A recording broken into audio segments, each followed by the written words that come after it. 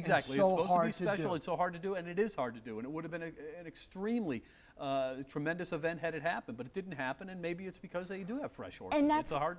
And it still is a hard thing to do. Yeah, I mean, it's since 1978, haven't had a Triple Crown winner. They're also they're breeding them different now, and it's strictly for speed. And they got the little legs, and they could hurt them.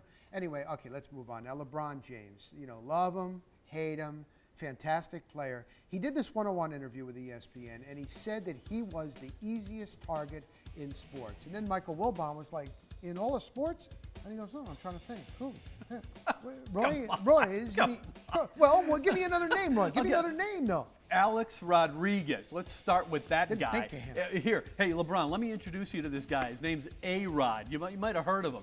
No, I don't want to hear it, LeBron. That is a bunch of baloney. And you know what? You want to make yourself a target? Say stupid things like that. Look, LeBron James is the best basketball player in the game right now. There's no question about that. And the Heat are going to win this series as long as he can play. The only way the Spurs won a game in this series was when LeBron couldn't play at the end because they outscored him. They outscored the Heat as well, the Spurs did, when LeBron wasn't. And so, LeBron, you're not hated. The only reason you're hated in NBA arenas is because you don't play for the other team's team. The other city's team, that's it. They love you in Miami. They hate you everywhere else because you're not on their team. That's it. Accept it. That's what they do with superstars. That's how they're treated. Harsh. He's coming on harsh. What do you think? Is he the easiest target in sports, Jenny? I say he is because you know what? When you make that type of announcement and you do that to the city of Cleveland the way he did it, the fact that, this entire special was devoted to his decision, which, by the way, shame on a broadcasting a media outlet for doing that, for giving into that.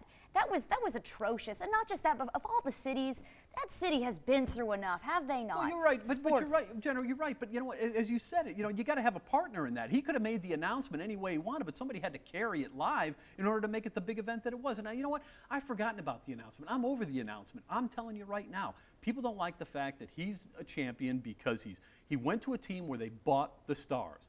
People still are not fans of everybody loves free agency, but they hate it when a team buys its stars instead of develops them, and that's what the Heat did. They developed, they bought stars instead of developing. I'll tell you what, we're going to segue to another topic, another name, and I didn't think about this until right now. Here's a guy that also could be a target, USA soccer coach Jurgen Klinsmann. I will say this, he's not backing down from his comments. Did you see that? He said U.S. cannot win the World Cup. He said their goal is to get through the group stage. But you can't tell, this is a quote from him, you can't tell the general public you're going to win the World Cup. It's unrealistic. I don't know, though. If you're a coach, you're in it, do you just say there's no way that we can win it? Or do you say, you know what, he's telling the truth, they're in the death pool, there's no way that they can win? I'm torn on this issue because as a journalist, I love when a coach honest. speaks freely and doesn't give me coach speak. But at the same time, knowing what goes on behind the scenes and understanding a team dynamic, you can't play for a guy that says that. You need a coach. Coaches, they lie to their athletes all the time. You can do it, you can do it. Do you really think that Bella Caroli thought that Carrie Strug could go and do that vault on one leg? No way, but you know what? She did it. He told her, he believed that she could, and she did it. I was there live to watch it, by the way. So you know what? I think that that was the wrong move. It sends the wrong message. Although I will say this, it could have been bulletin board material. He very well could have said that to light something under their behinds. Well, I think that's what it's all about. I think that's exactly what it's about. He's trying to light a fire under this team because I think he's trying to take maybe some of the attention away from the other issue, which is that they don't have a certain player. I'll talk about that in just a minute. But but look, and the other thing, he's being realistic. Does anybody in the world think the U.S. has a chance at winning the World Cup? No, nobody thinks they have a chance at winning the World Cup. Can they compete? Maybe. We'll see. This is an opportunity for some of the younger players on Team USA to get some experience on the biggest stage in soccer. That's all it is. I don't know. I've never heard a coach say, we cannot win.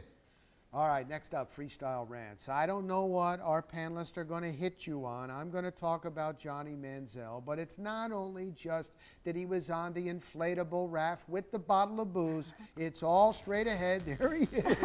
I know you're over him, but I'll explain next.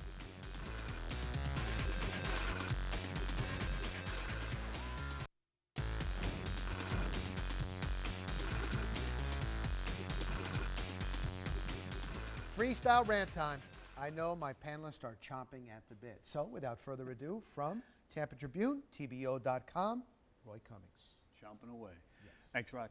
Hey, the World Cup gets underway this week, as we just explained. And as far as Team USA is concerned, there's still more talk about one particular player who didn't make the team than there's about anybody else who did. I'm talking, of course, about Landon Donovan, who, despite missing the cut, remains the face of U.S. soccer. You know what? That's a problem. For me, it is anyway. Look, there's no disparaging Landon Donovan's accomplishments. He's the U.S. national team's all-time leading scorer, and he's arguably the biggest reason Team USA has qualified for every World Cup since the turn of the century. He's 37 years old now, and sorry, folks, but this is not the seniors tour. And oh, by the way, have you seen Team USA's record with Donovan in the lineup? It's not glowing. The U.S. has finished 8th, 25th, and 12th, respectively, in the last 3 World Cups. So it's not like Donovan has taken us to the promised land here. Look, my point is this. If reaching the quarterfinals is the best we can do with Landon Donovan in the lineup, I want to see what we can do with someone else getting his minutes. I can't imagine we'll do any worse. And you know what? Despite what the coach says, just might do a little better. How about this guy talks soccer, he talks horse racing, he talks baseball, besides being an NFL beat guy. And now to our NFL insider, talking horse racing, huh, Jenna Lane? Yes, stepping outside my comfort zone a little bit. All right, California Chrome, such a feel-good story. A blue-collar owner with a horse who had a difficult birth rose to prominence at just the right time. First attempt at a triple crown, since 2008. Over 2 million people tuned in to watch it. Again, such a feel-good story. And you, sir, I'm talking to that owner, Mr. Coburn, you were not gracious in defeat. You argue that your horse had a disadvantage because only 3 others had raced in all the 3 races. All others sat out, either the Derby or the Preakness. You want to say that they had fresher legs and had a competitive advantage? Let's not forget that your horse wore a breathing strip.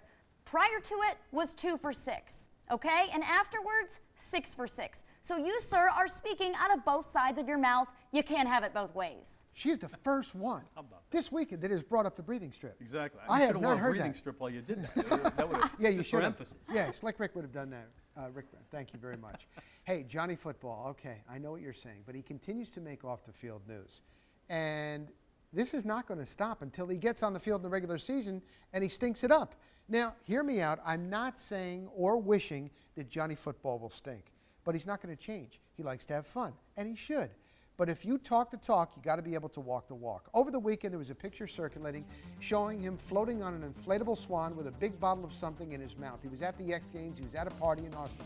He's got to know the picture's going to get out. I say no big deal. Back in my day, I was a kid, Joe Willie Namath. He was brash. He loved going to clubs. He wore a fur coat. He did a pantyhose commercial. He predicted the biggest upset ever. AFC Jets would beat the Colts. You know what, though? They did it. Clyde Frazier of the Knicks, he was super cool, flamboyant style, big floppy hat. He had the fur coat too, but he was good. So if Johnny Football gets out there and lays an egg, no one's going to care about it anymore what he does off the field. Look, what if Josh Freeman was floating on a swan and guzzling a bottle of booze? Would anyone want to see that? Come to think of it, I would want to see that. All right, hey, coming up on tomorrow's show, we're going to do something a little different. We'll go out to Tropicana Field. Mark Topkin from the Times will be with us. Mike Neighbors in studio. Time for the race to start thinking about a fire sale. Madden bringing an Indian medicine man to the Trop. Did you hear about that? We'll have that tomorrow. For Roy Cummings, Tampa Tribune, TBO.com, and Jenna Lane, Sports Talk Florida. You have a good time? Oh, I had a great time. Thank you. How did she do compared to Krasniqi? Outstanding. Oh, wow. Oh, you guys are too nice. Thank you. Leave it at Goes that. without saying.